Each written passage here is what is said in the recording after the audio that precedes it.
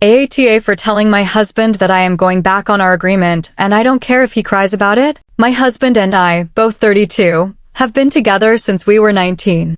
Our entire relationship feels like it just blew up in my face, basically, and I can't tell if I am overreacting.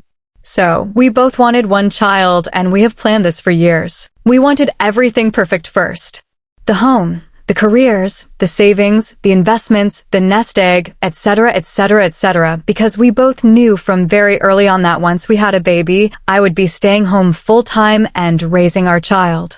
His brother's life was unfortunately cut short by a daycare worker when he was just 5 months old, back in 2017.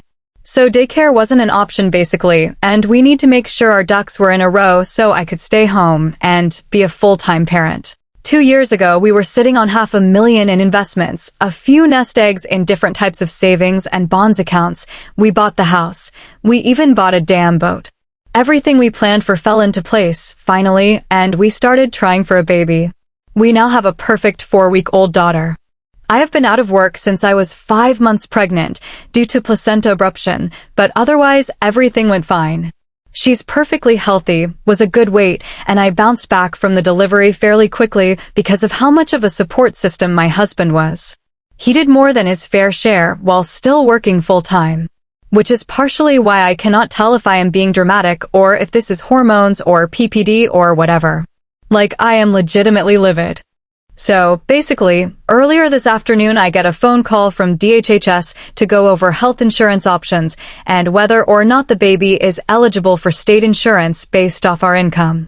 I had already given DHHS all of our info, social security numbers, DOB, etc., etc., when they called yesterday and was just waiting for all our info and assets to be pulled. Anyways, she calls and says we aren't eligible because my husband makes too much money and that we will need to add her to our private insurance. Absolutely no problem at all. I kind of figured that anyways. But then she offhandedly mentions that my husband is making $10,920 monthly gross and that the cutoff for state insurance is $7,830 monthly gross. Well, here's the issue. For months, my husband has been telling me that he only makes $6,000 a month after taxes. So I get off the phone and I log into my husband's computer and into his banking, and sure enough, his monthly take-home is bordering around $8,500. He is transferring everything over $6,000 into an account I didn't even know existed. So I call him out on it, and he breaks down and tells me that he just wanted something that was only his. Please keep in mind that all of my money has always gone into our joint account that he uses on a daily basis.